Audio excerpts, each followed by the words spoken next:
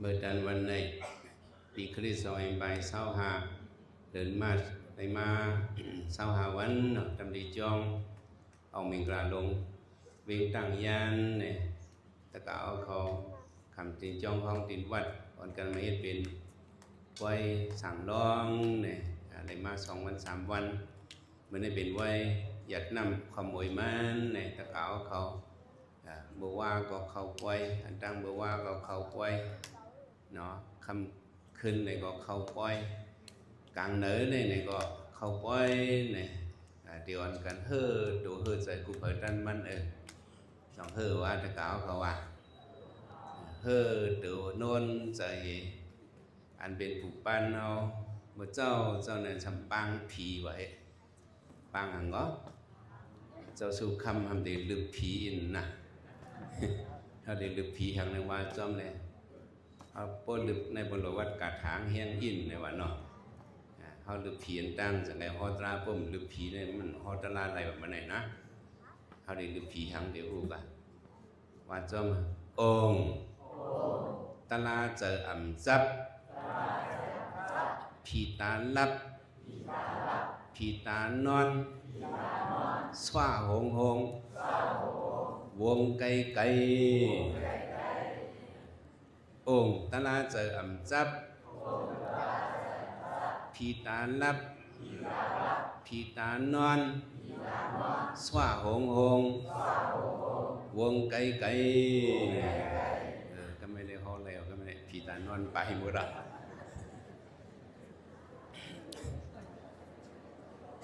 มันในก็เอาจะเฉลิมวิทยาจ้องออกมังกรเฮ็ดเป็นเงาสีแลนเลยจ้องเฮิงทุนออกเลยจ้องเฮิงสวยสิ่งสวยอิงผมเลยกูเลยจ้องเฮิงจันเคอออกเลยจ้องเฮิงสิ่งยุ่นเขาพอมีลูกตั้งหอตั้งเฮินวันจ้องเมืองตรงเวียงเมืองสู่อีกเลยใส่สิ่งผู้นั่งหยาหลงลูกยิงนั่งเสียงหอมนวลลูกใจสอมเล็ดอีกเลยใส่สามมนนางยุ่นสิ่งลูกใจเสียงจืนลูกยิงนางเฟยอีกปาแทงใส่ผู้อ่องใส่หน่อเสียงเฮาใส่หน่อเสียงผ้าผมเลยออกเลยนูกลูกใจใส่กล่องเลี้ยงใส่จอดเลี้ยงลูกยิงนางเลี้ยงหอมเขาอีกปาใส่มอนจืนนางมอนสิงโครงการทัดฝุ่นลินลอยผาข้ามเวียงเดือดตั้งยันอะไรเอา ลูกล่างกลางเตาเจ้าเก่าลูกล่างกลางเตาเปิ้นเฮ็ดเป็นขึ้นเป็นเพราะว่าปันเจ้าสั่งสามเณรในเมื่อในเลยมาเป็นป้อยสืบสายเสือศาสนาในตะกาวเขาต้องว่าเป็นป้อยสืบสายเสือหังก็ป้อยสืบสายเสือศาสนากู้สู่อันมาเฮ็ดคำสั่งคำสร้างเมื่อในก็เลยว่าเป็นตั้งดูตั้งตันอันเฮ็ดเลยในศาสนาวะเฮ็ดเลยในอะไรก็พอดูบาดตรงละพ่อว่ะแต่นี้เลยญาพระเป็นเจ้าเนี่ยก็มันหยับน่ะตรงละพาตรานะตรงละพาตราหาเบิงหาปาน่ะแต่นี้ญาศาสนาเนี่ยก็หยับมนุษย์สดาบอกว่าตรงละพ่อแต่ที่เป็นก้นเนี่ยก็หยับเลยผมมาเป็นก้นเนี่ยแต่นี้เลยมาเฮ็ดเป็นสังขายหันเนี่ยก็มันมีปั๊บสิดาบอกว่าตรงละพ่อแต่นี้เลยมานุ่งสั่งผ้าเหลืองสั่งการนุ่งสร้างที่ไหนเนี่ยก็เป็นการหยับลงอันหนึ่งแต่ได้หับถ่อมเอาตราสฟูรีสฟูเมียเขานั่นก็เป็นการหยับเนี่ยนั่นการหยับแต่การหยับนั่น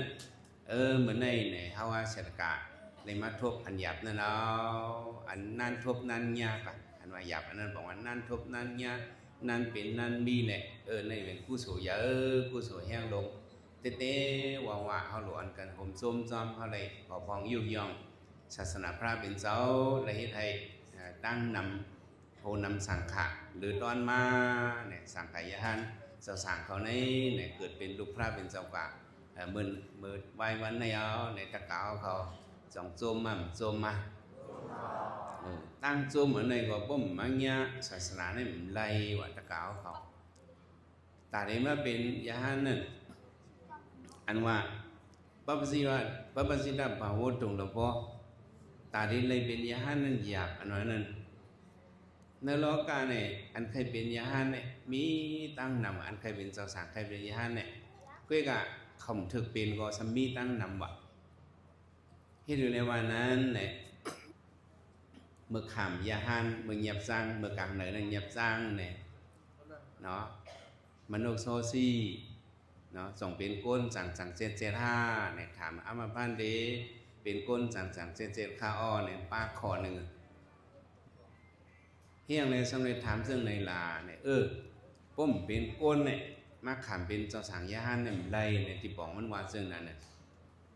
ตะกาวเขาใครหัวมือปันพระมีอันดีเข้าเสริมมันอันหนึ่งนักกาตัวหนึ่งเนี่ยพระเป็นเจ้าเป็นพระไม้มีหลวงน้องแต่เป็นสังขายหันมีไม้นักกาตัวนี้ฮัลโหลมันกลางเสริมมันเนี่ยมันหักเพราะว่ายาหันอ่ะเนาะใครเฮ็ดยาหันมานักกาตัวนี้นักกาเนี่ยใครเฮ็ดสังก็ใครเฮ็ดยาหันก็มันใครเฮ็ดยาหันเลยมันนี่ก็ย้อนที่พระเป็นเจ้าก็มันก็หัดเพื่อกันนักกาตัวนี้มันมีพุงตะโคมันหมอกผ่านมันก็บรรพหูมันก็ผ่านเฮ็ดทางยาหานเนี่ยลูกดีเพราะว่านักกาเนี่ยว่าเป็นงูหลงเนาะลูกดีเพราะว่านักกาผ่านเฮ็ดโตผ่านเฮ็ดเป็นยาหานด้วยหางมันเนินนำให้ก็เบิ่นยาหานก็ไม่ได้มีดังสังกาในสปิเลโอลอมบ่นี้ลูกเนินเถินให้มาก็มาอยู่เศร้าจำไก่เปิ้นนี่ก็ตุ้งซ้อมจึงเปิ้นเฮ็ดนั่นนี่ก็วายมันมาก็มาเข้าเกะออกกลางเนื้อยาหันเขาเผอก่อมหัวมันเป็นนักกาได้ก่อนคำบึดกื้อกันจำเจอกันนอนหิมกันนั่งตะลาซ้อมกันนั่นก็ได้ก็จำเจอมันเจ้าป้านั่นก็หัวอันนั้นเป็นนักกาเนี่ยตื้นยุบไหลอิดไว้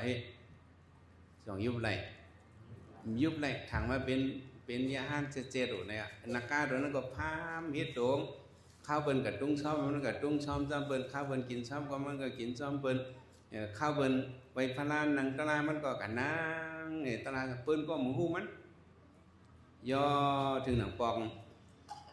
มันก็ตีหื้อน่ะนักกาตัวนั้นมันก็กลางวันจังไหนมันก็ตีหื้อไหนก็มันก็เข้ามื้อนอนนึกจ้องอ่อนมื้อนึงที่เป็นจ้องข้าวอ่อนซึ่งเป็นจ้องหลังอ่อนเขานอนสองป้าห่มกันวะตั้งใจก็หักมันเนี่ยนอนห่มกันว่านั้นก็มันเข้ามือนอนในจ้องกุฏิอ่อนนั่นเองก็มิวนักก้าน่ะว่ารับกวายเอาเนี่ยพุ่งตะโคเขานั้นยึดกันไปแล้วเป็นหางยาหันเนาะป้มเป็นหางยาหันเนี่ยมันขึ้นเป็นหางสังกัดตะเขาล่ำด้วยลูกสาตีขึ้นออกกว่านั้นเอียงขึ้นออกสาตีขึ้นออกในขึ้นเป็นตัวหังกะขึ้นเป็นตัวนักก้าวลงโคตรขวยอยู่ในจ้องนั้นสมบูรณ์เต็มปึกว่าเฮ้มันตีตัวอย่างนั้นนี่ของหัวโคตรขวยในจ้องนั้นสมบูรณ์เต็มหมดเต็มปึกว่ะตัวโคตรขวยไว้นั่นตียาวแต่เนื้อของจังวะผมว่าไต้กองว่าอันนี้ก่อนเลยเจ้าป้าในก่อนหากันเลยกลมพันเข้มเมื่อมีอยู่ในดวงอาคารเคียงเมื่อนอนวันอยู่เห็นไหมวะไต้ก็มานั่นเผื่อว่าพังเธอไม่แลกึ่งกลางมาปิดพักดูตัวเนี่ยมันเตหันเจ้ายาหันฮะเตหันนักกาหลงฮะพวกหันนักกาหลงเนี่ยคนเมืองกลางเนี่ยเขาโกนักกาน่ะหลงเพราะมันหันนักกาหลงก็มันก็ตกเจอห้องนักกาลงมาหรือห้องบางเฮียงเอียนไปกว่าให้ก็รัดอาโลไต้ก็เขาเจ้าเขาตั้งเสียงอ่อนกันกับจอยอินค่ะกับจอยอินค่ะนักกาลงตรงมากินไต้ก็ข้าไปเท่าไหนวะมันถังมันนักกามากินเหมือนจะงูเหลือมลงมากินเป็ดในคอกเป็ดนั่นน่ะถังเป็นเช่นนั้นเราเมื่อเขาก็เรียกในตีหิมนำลิ้นนั่นหิมนำลิ้นอันใจของคนเขาซื้ออยู่นั่นเป็นเฮิรนแฉมมินสวยเขากูเลยเจ้าเป็นเอาขึ้นมาซื้ออยู่ไว้มากแฉมมินสวยเขาเลี้ยงไว้เป็ดมันน่ะเลี้ยงเป็ดนะเขาด้วยเป็นลูกอ่อนการเจ้าสางเขาซะแล้วกลางคืนในงูเหลือมเลยมาเข้าเนื้อคอกเป็ดให้กินเป็ดเขาเป็นหลายตัวกลางเหนือมาเขาเปิดมางูเหลือมมากินเป็ดแฉมมินสวยเขาก็กัดด้วยแฉมมินสวยไปยิ่งเขาก็กัดด้วยงูเหลือมตัวเหี่ยวเตี้ยวเพราะนั้นมันหันเป็นนักกามันก็ห้องนักกาลงมากินไต้ก็ใครมันก็ห้องบังสิไหนยาหันเขาตั้งเสียงอ่อนกันเรียนลงมาเนี่ย อันมันห้องว่าอ้าวโลนักกาลงเลยนักกานั่นก็ทำเพชรตื่นเหี้ยวอ่ะโป้งเพชรตื่นนะกำเป็นในครัวก็เป็นนักกามันขึ้นผ่านเฮ็ดโต้งขึ้นเป็นยาห้าเนี่ยให้เก่งเอาสังการโกมหัวเห็นนอนนี่มันรับอะไรก็ไม่โป้งรับแดงเป็นนักกาโป้งรับแดงเป็นยาห้าเนาะมันให้เก่งรับไอ้ก็เปิดมาหัดฝีพับดูเด็กงอกเงินฝีก็มีอีเด็กฝีมาฝีด้วยหันนักกาสองหันนักกา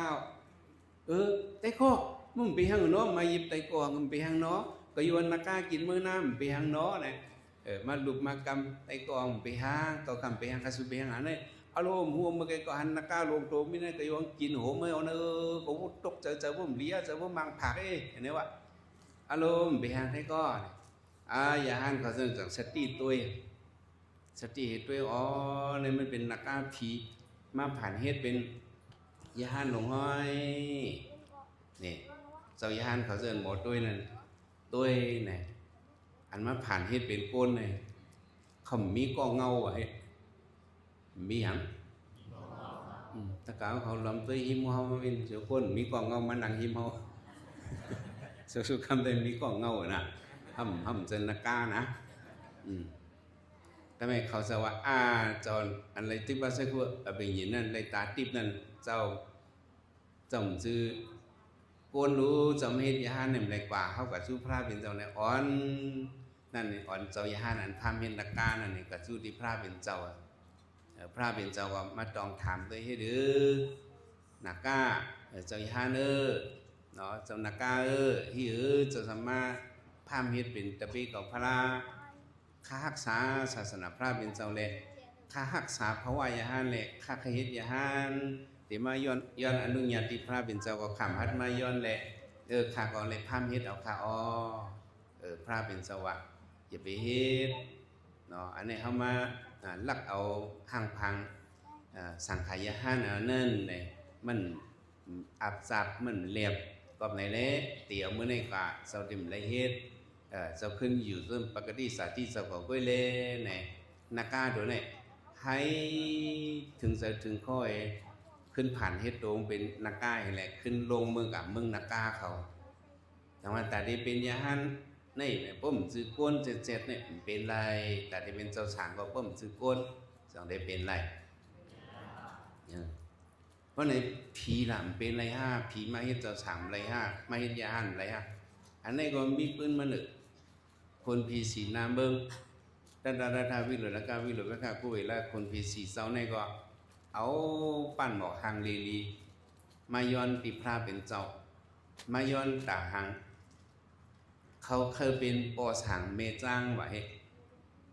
เขาเคยเป็นหังเขาขาคอยอันเป็นปอสังเมจ้างเขาก็เคยเป็นคำมาย้อนให้เขาคาเลยเอาลูกเข้าล่างเขาเฮ็ดเป็นสังขายหันเนื้อสัตว์ท่ามหับนักการศาสนาพระเป็นเจ้าเสกำคาใน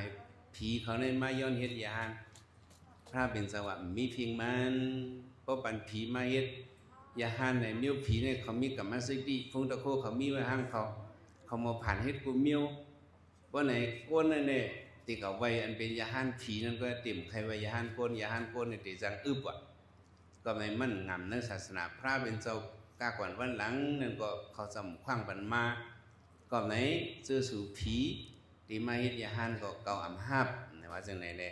คนผีสีหน้าเมืองเนี่ยหน้าแหงเห็นมือกว่าหน้าเขาไปหังหน้าแหงเห็นมือไรนานั่นน่ะเนาะไรนาเห็นมือกว่าความใจเอาว่าหน้าแหงเห็นมือเนี่ยว่าก็เพื่อเขาเพียงว่าเมืองผีเมืองยาสักคนอินเมืองยาphải khôngสักคนอินก็ด้วยนาเขาสีก้อนนั่นโจมซื่อฮะนาแหงไว้นาแหงเงากกลงไว้คนอินก็แหงคนพี่ลงสีเจ้าโหหอยตกเฮือไงนาแหงเกิดได้เบหังาด้วยสูในบทฐานก้นตื้อเชี่ยวในไว้มันนั่นเชี่ยถิ่มไปมีก็เอาลาลีบาแกเนาะก้นตื้อเชี่ยหน้าเขาคนทุ่มซื้อละ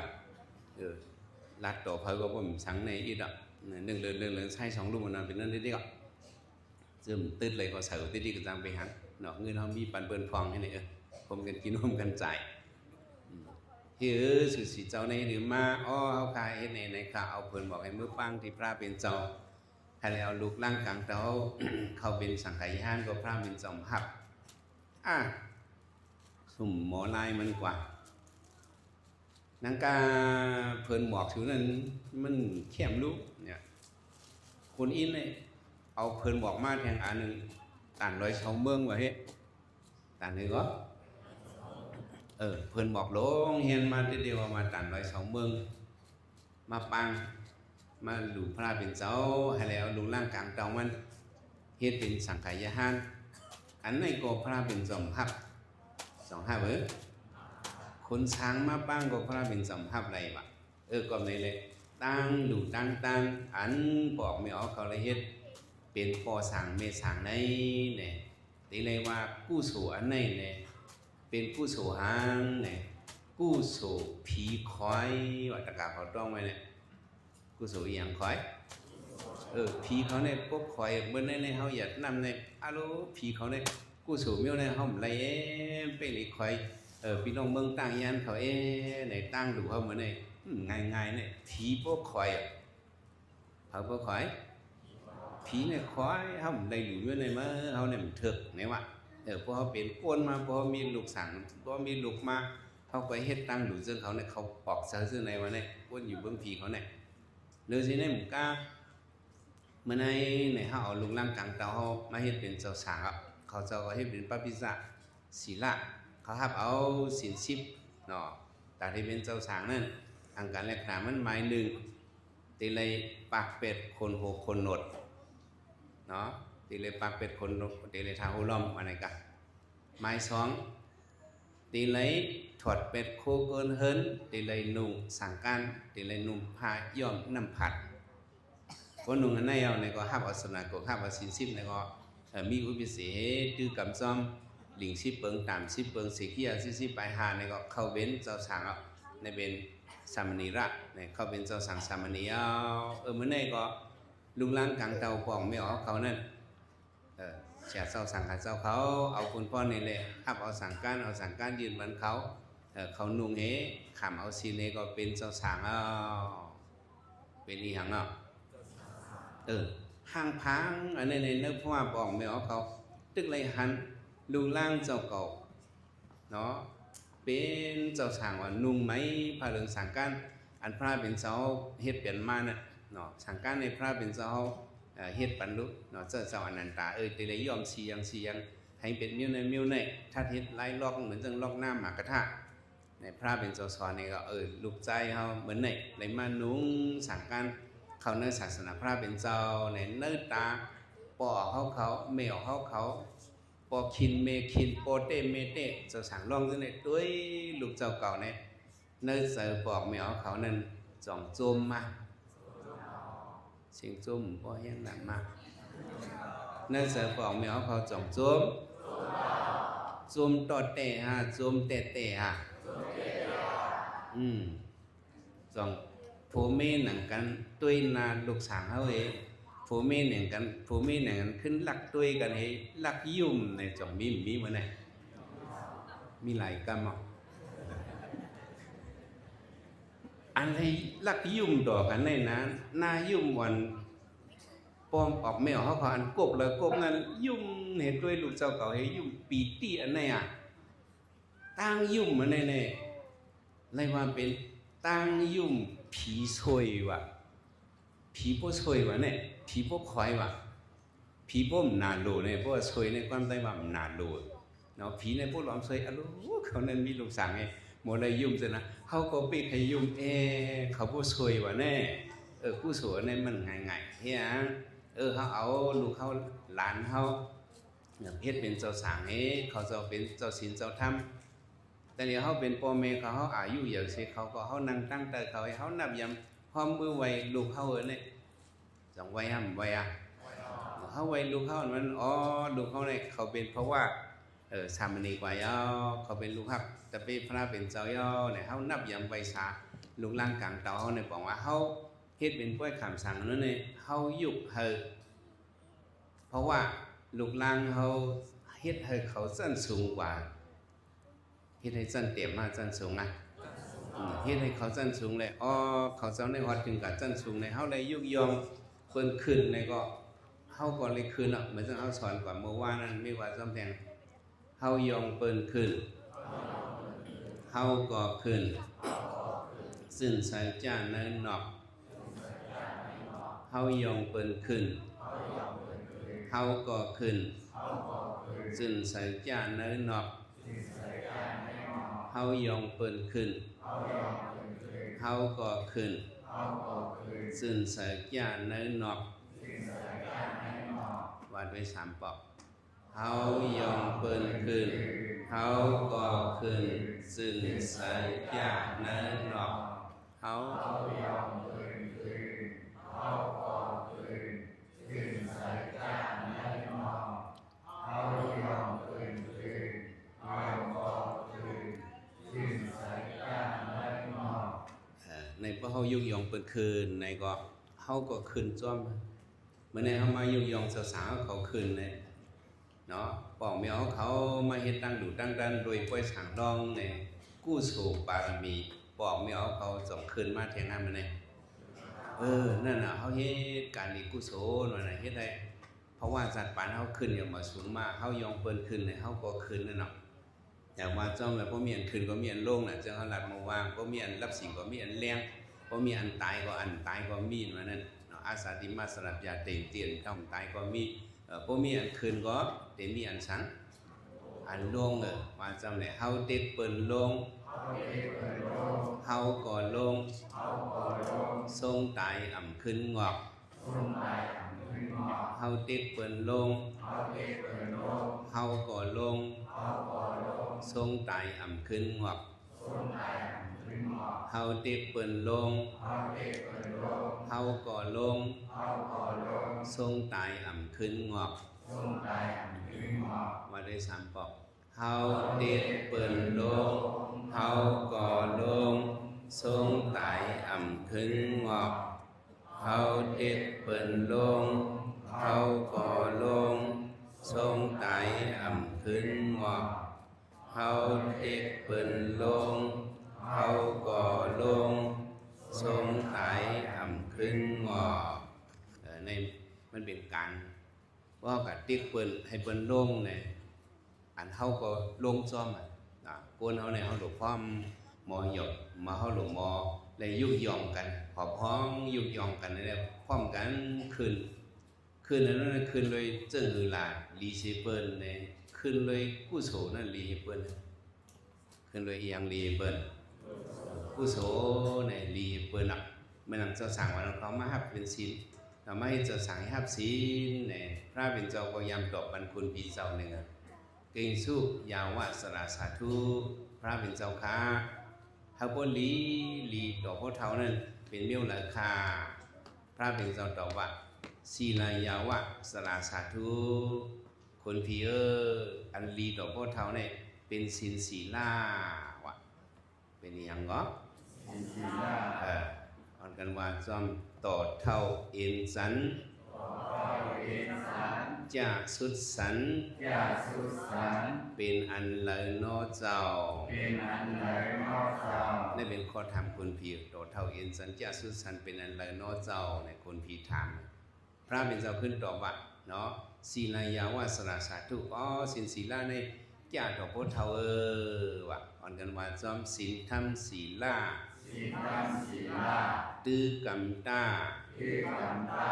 จะสุดสันต่อเท่าศีลธรรมศีลาตื้อกำตาจะสุดสันต่อเท่าในมันเป็นบอกศีลศีลาในมันเกี่ยเนาะเพราะว่าบอกกูอันได้เด็มันดึงห่างเรียบเนาะกูนั่นปักบอกอันว่านั่นเขาเคยหังจ้าเล็บปักฮะเคยหังลีเล็บปักฮะเคยหังลีเล็บปักก็กับเหมือนเรื่องหมอกเนาะหมอกเข้าแตกฮื้อเนาะหมอกเก้าหมอกนิ่งฉี่เนาะหมอกมันมวยจะในบ่ไม่ออกเขามาปักเสดีโหในก็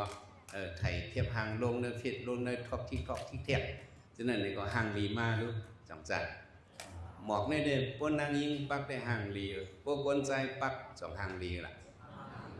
พวกคนใจปักในเปิ้นดีว่าไอ้นี่ปักรออยู่เปิ้นว่าไหนเนาะปักรอมโปลักคือพวกเป็นไอเฮียงคือเปิ้นว่าไหนหมอกในจังพวกหมุนเจ้านายขาวมาปักซ้ำจังได้เรียบแค่นเรียบอีดอกแค่นเรียบอีดอกในโลกการนี้หมอกอันห่างลีปักในกูก็นั่นเป็นหมอกอีสานเนี่ยอันนั้นมาเป็นหมอกสีลาวตะกาวของเขาหมอกห่างลีกูเขียนกูเข้าปักในกูก็ก้นเป็นหมอกสีลาเป็นหมอกห่างเงาะหมอกสีลาในก้นใจแค่ก้นยิงแค่ลูกอ่อนแค่ก้นลงแค่เนาะนั่งยิงอ่อนฮับสินสีลาหาสินมันกึมในห่างลีไม่ออกเขาอายุเท่าว่าฮับสินมันกึมก็ห่างลีก้นใจก็เหมือนก็เรียกว่าเนาะกำสินนนจ้องซ้อมปู่เขาเนี่ยก็โอ้หลวนก็ในวางไงแก่ในห่างลีก้นใจใหญ่ก้นใจลงเป็นปู่เท่าก็พอมีสินในเด็ห่างลีก็บางมันปักบอกสินสีลาเมื่อนังว่าเจ้าสางว่าเนาะเขาจะในเฮียงในเขาห่างลีอ้อเขาปักบอกสินชิบเขาปักบอกหลายอันบอกสินชิบเขาห่างลีสิบอกแมวเขาบอกแมวเขาไม่ได้ปักหมอกสินห้าหมอกห้าลงด้วยน่ะอันเจ้าสั่งเขาได้ปักหมอกสินสิบน่ะเจ้าย่านความตื้อเห็นนั่นเขาจะปักหมอกช่องปักเศร้าเจ็ดนั่นน่ะในเขาเจ้าตื้อหางลีหรือต้นนั่นน่ะนี่มันเป็นหมอกสินศีลาเนี่ยมันเป็นหมอกหางลีปักไหลกูขิงกูเข้าเนี่ยแต่ว่าพวกมีสินศีลาเนี่ยมันเทียมแล้วเอาเจ้าสั่งเอาเขาขึ้นเป็นเจ้าสั่งเนี่ยเป็นเจ้าศีลเจ้าธรรมเป็นห้องว่าศีลธรรมอันนั้นน่ะเขาใกล้ว่าศีลธรรมครัววนจุ่มเนี่ยมันชื่อว่าครัววนจุ่มป้าเหลียวเป็นศีลธรรมปกว่าทางเมืองลือเมือง12 ป้านนาเลยว่าเป็นเจ้าย่านในเขาห้องเจ้าศีลธรรมในมุมมดอ่ะก็ผังเขามีศีลมีธรรมในห้องว่าเจ้าศีลธรรมเฮาอย่ามายินดีว่าครัววนจุ่มเป็นเจ้าศีลธรรมวนจุ่มเนี่ยชื่อมันเจ้าป้าเหลียวเป็นเจ้าศีลธรรมสังฆาเจ้าป้าเจมเจ้าสั่งเหมือนเหมือนไหนอันมีศีลมีธรรมจะเนี่ยเป็นเจ้าศีลธรรมกูเจ้ากูป้ายาวสองเมนาตาเขาเจ้าเต็มมีศีลมีธรรมมาเนี่ยก็ยุยองมันเป็นเผาเนี่ยเป็นเจ้าการหน้าเขาเป็นก็ออกแมวเขาเนี่ยก็ออกของยุยองเลยนี่มันเป็นกุศลอย่างสูงเอาอันนั้นเลยมาเฮ็ดสร้างหางปองก้อยขังสางเมื่อไงเนี่ยก็มันเป็นตาดีกุ้มเกี่ยวแถมสวยศาสนามันกึมยืนหืออันเราใกล้ตึงเก่าสุดต้องว่าพุทธศาสนาสิรันติทัตุศาสนามันกึมยืนหึงสิกำคาเนี่ยเขาย้อนสู้หลายๆสึกซึ่งหนังอันปอกไม่เอาเขาเอาลูกล่างกลางเตาเจ้าเก่าเอาลูกล่างกลางเตาเปิ้ลมากขึ้นเป็นสั่งมาต่างเป็นบุญเนี่ยอันนี้เขาเป็นเขายุยงศาสนายาวจังหวัดในกุศลตั้งเรียนตะกาบอกไม่เอาเขาเลยไม่เฮ็ดไปขันสั่งที่จ้องของมังกรมือนั้นวันนี้ให้เลยเป็นกุศลบุญเยอะบุญเฮิงสิแลให้ทอดถึงเมืองขมานิปันอะไรเข้าเป็นนิพพานสัพปัสสยโหตุสิกรรมลุยตาเนาะ